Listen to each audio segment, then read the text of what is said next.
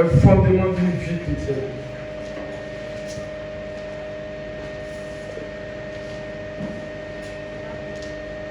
Quand on parle de fondement, on parle de quoi? Un fondement, c'est quoi? Un fondement, c'est une base, c'est un socle, c'est un appui.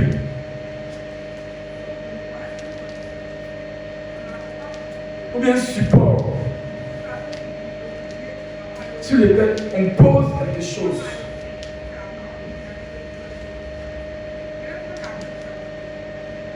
Un fondement est un socle, est un appui, est une base, est un support. Où on pose quelque chose pour que ça soit solide.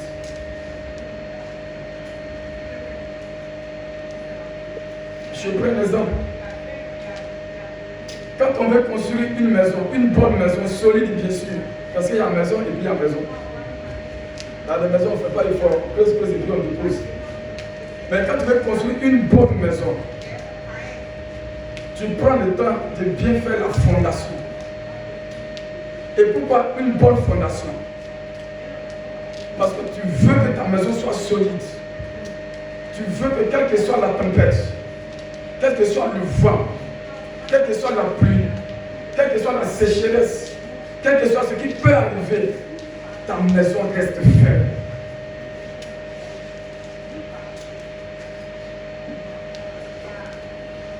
Et nous, pour que notre maison soit ferme, Dieu veut être le fondement de notre vie. Dieu veut être la fondation de notre vie. Dieu veut être la base de notre vie. Dieu veut que notre nouvelle vie soit basée sur lui.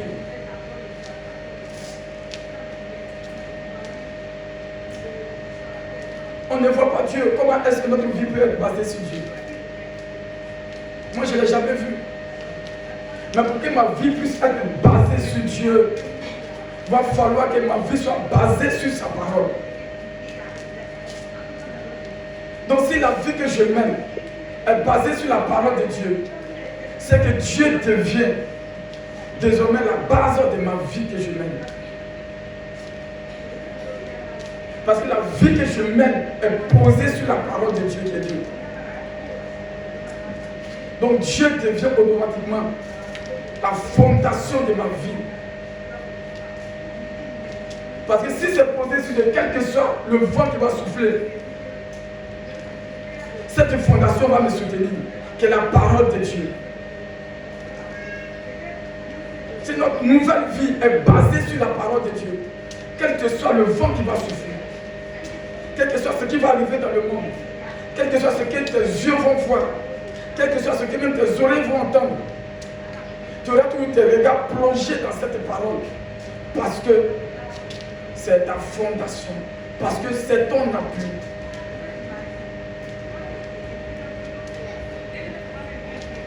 Mais pour que Dieu soit la fondation de notre vie chrétienne, soit la fondation de notre vie, qu'est-ce que Dieu attend de nous? Ou bien qu'est-ce que Dieu veut voir en nous? Ou bien comment Dieu veut qu'on se comporte? Est-ce que c'est tout ce qu'on fait là, Dieu apprécie, il apprécie, mais est-ce que c'est ce qu'il recherche réellement? C'est pourquoi nous allons prendre notre Bible. Matthieu 7.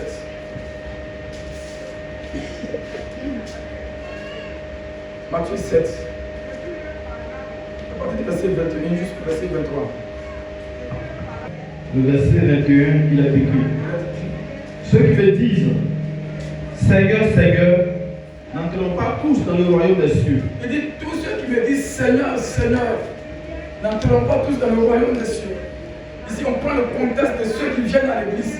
C'est pour dire que ce n'est pas tous ceux qui viennent à l'église qui vont tous rentrer dans le royaume des cieux. Ce n'est pas tous ceux qui viennent à l'église qui n'ont pas leur vie basée sur Jésus. Et que s'il va avoir un problème, le Seigneur viendra les sauver. Ou que leur vie sera toujours fondée sur Jésus. Ça dit que quand le vent va souffler, ils vont résister. C'est ta vie n'est pas basée sur Jésus. Tu ne seras pas épargné. Ça va te prendre, ça va t'emporter. Il dit, ce n'est pas ceux qui disent Seigneur, Seigneur, qui vont entrer. Ce n'est pas ceux qui disent Seigneur, Seigneur que je connais. Ce n'est pas ceux qui disent Seigneur, Seigneur que je peux toucher. Ceux qui disent Seigneur, Seigneur que je peux garder. On continue. Mais celui-là seul, Mais celui-là seul, qui fait la volonté de mon Père, qui fait la volonté de mon Père, qui est dans les cieux. qui est dans les cieux. Jusqu'au verset 23. Plusieurs me diront en ce jour-là, Plusieurs disent en ce jour, Seigneur, Seigneur, Seigneur, Seigneur, n'avons-nous pas prophétisé par ton nom? est-ce que je n'ai pas prophétisé en ton nom? N'avons-nous pas chassé des démons par ton nom? Est-ce que ce n'est pas par ton nom que je chassais les démons? Et n'avons-nous pas fait beaucoup de miracles par ton nom? Est-ce que je n'ai pas fait des miracles par ton nom, Seigneur? Pour que tu me réunis aujourd'hui, tu ne me connais pas? Oui. Alors je leur dirai ouvertement, Alors je leur dirai ouvertement, je ne vous ai jamais connu. je ne vous ai jamais connu. Retirez-vous de moi, Retirez-vous de moi, vous qui commettez l'iniquité. vous qui commettez l'iniquité. Amen. Il dit, ce n'est pas ceux qui font des miracles. Ce n'est pas parce que Dieu t'utilise. C'est parce que tu prêches bien. C'est parce que tu évangélises. C'est parce que non, tu prends soin de certaines choses. Que tu vas dire que non, déjà Dieu me connaît. Et que ma vie déjà est basée sur Christ. Il dit non, ce n'est pas toutes ces choses. Tu peux prêcher et puis les anges vont descendre. Même comme Paul, ils vont prendre la sueur pour aller frotter, les malades ils seront guéris. Il dit non, ce n'est pas ça la volonté du Père. Mais la volonté du Père, c'est quoi? Qu'est-ce que Dieu recherche en l'homme? Comment Dieu veut que l'homme soit? Comment Dieu veut qu'on se comporte pour que lui, sa volonté, dont il a parlé, s'accomplisse dans notre vie? Parce que faire la volonté de Dieu, c'est faire ce que Dieu veut. Et si tu fais ce que Dieu veut, tu es agréable au Seigneur. Mais comment faire pour être agréable au Seigneur? Quelles sont les attitudes que je dois avoir? Quels sont les comportements que Dieu recherche? Si les gens disent qu'en ton nom on a chassé la démon, il dit je ne te connais pas. Il dit en ton nom j'ai prophétisé, il dit je ne te connais pas. En ton nom j'ai prêché et beaucoup de personnes sont de la toi, il dit je ne te connais pas. Pourtant c'est lui qui nous a dit on doit faire ces choses. Mais il dit aujourd'hui qu'il ne nous connaît pas.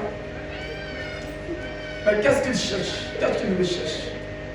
Qu'est-ce qu'on doit faire pour qu'il dise nous connaître? Nous allons prendre notre Bible encore. Michée 6. Verset 6. Oui. Il va t'écouter. Avec quoi me présenterai-je devant l'Éternel? Oui. Pour m'humilier devant le Dieu très haut. Oui. Me présenterai-je avec des holocaustes, avec des veaux d'un an? L'Éternel agréera-t-il des milliers de béliers, des milliards de taureaux, de torrents d'huile? Donnerai-je pour mes transgressions mon premier-né, pour le péché de mon âme? Amen. Il dit, qu'est-ce que je vais présenter à Dieu pour qu'il soit agréable? Qu'est-ce que je vais donner à Dieu pour que je plaise à Dieu? Est-ce que je vais donner tout ce que j'ai comme bien pour que je lui sois agréable?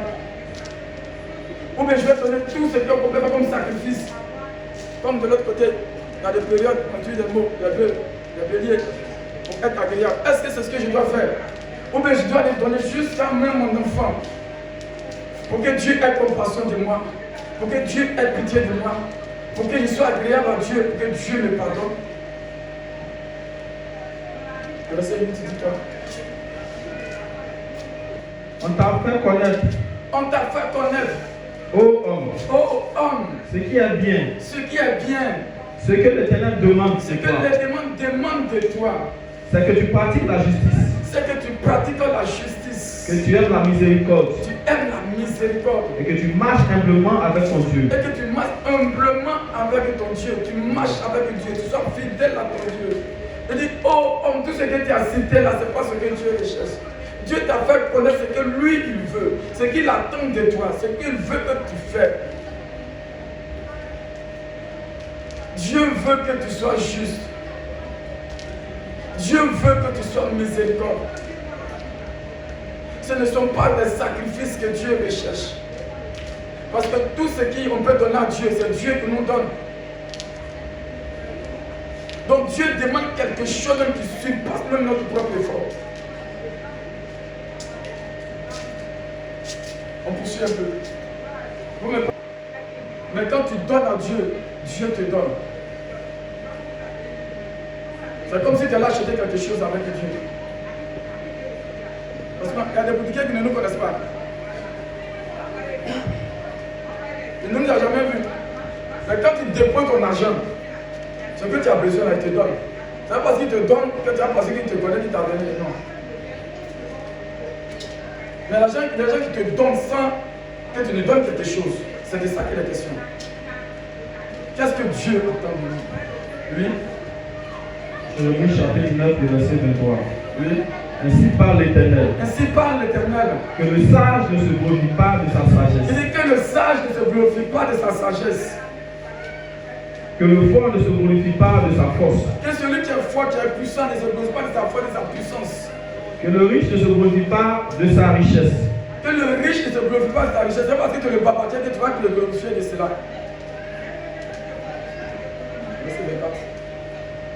Mais que celui qui veut se glorifier, Mais celui qui veut se glorifier, celui qui veut se montrer, celui qui veut se glorifier, se glorifie d'avoir de l'intelligence se glorifie d'avoir l'intelligence et de me connaître, de me connaître, de savoir que je suis l'Éternel, de savoir que moi je suis l'Éternel, qui exerce la bonté, qui exerce la bonté, le droit et la justice le droit et la justice sur la terre. sur la terre.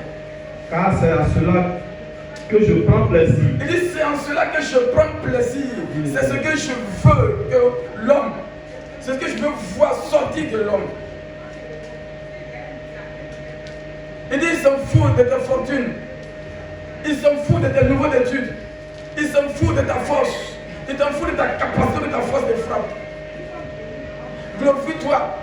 Mais quand tu es glorifié dans ces choses, c'est que tu es un insensé. Mais si toi tu veux te glorifier, glorifie parce que Dieu t'a donné l'intelligence de connaître Dieu. Papa nous a enseigné si connaître Dieu c'est quoi? Connaître Dieu c'est connaître la volonté de Dieu. Et d'avoir l'intelligence de me connaître. Et de savoir comment est-ce que moi Dieu je me comporte. De savoir comment est-ce que j'agis. De savoir comment je veux que vous aussi, vous marchiez dans mes pas. Parce que Jésus a dit que lui, il est le chemin. Donc, comme il est le chemin, il a tracé le chemin. Donc, celui qui veut aller au Père doit marcher sur ce chemin. Et donc, on va se glorifier d'avoir l'intelligence de connaître ce chemin et d'appliquer ce chemin à notre vie. De marcher selon les enseignements de Jésus. De savoir que ce Dieu, il est un Dieu d'amour. De savoir que ce Dieu, il est un Dieu de justice. De savoir que ce Dieu, il est un Dieu de fidélité qui n'abandonne pas. Voici ce que Dieu recherche. Voici ce que Dieu attend de nous. Oh, pour que notre restauration soit une vraie restauration. Dieu, voici ce que Dieu recherche. Pour ne pas que l'ennemi ait accès à notre vie. Lui, certainement, il dirait que tout ça c'est l'Ancien Testament. Mais le Nouveau Testament, qu'est-ce que le Nouveau Testament nous dit? Matthieu. Malheur à vous, scribes et pharisiens hypocrites, parce que vous payez la dîme de la menthe, de la nette et du cumin, Oui. et que vous laissez ce qui est plus important dans la loi, la justice, la miséricorde et la fidélité. Et la fidélité. C'est là ce qu'il fallait pratiquer C'est ce qui est plus important dans la loi. sans négliger les autres choses. La fidélité, la justice et la miséricorde. Voici comment Dieu veut qu'on marche. Il dit on paye, dit on fait offrande, on soutient l'œuvre, c'est bien. Mais on doit aller au-delà. Parce que ce que toi tu donnes, quand tu penses que tu as trop donné, donne au-delà de cela. Tu as donné 100 000, oui, tu as donné. Mais il y a des gens qui donnent 1 million.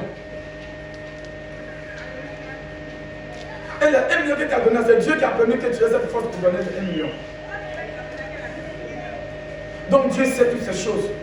Il dit ce qu'il nous demande encore plus. Et ce que Dieu veut qu'on fasse, on soutient lui. Mais Dieu veut qu'on soit comme lui. Dieu veut qu'on soit des miséricordieux. Dieu veut qu'on soit juste.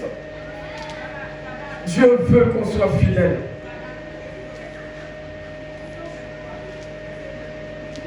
La première question à savoir, est-ce que lorsque le Fils de l'homme viendra, regarde venir, il va trouver encore la foi sur la terre? Est-ce que lorsque Christ reviendra, il va trouver des personnes qui vivent ainsi, qui vivent dans la justice, Il va trouver encore des personnes qui vivent avec la miséricorde. Il va trouver des personnes fidèles encore. Est-ce encore possible dans ce monde?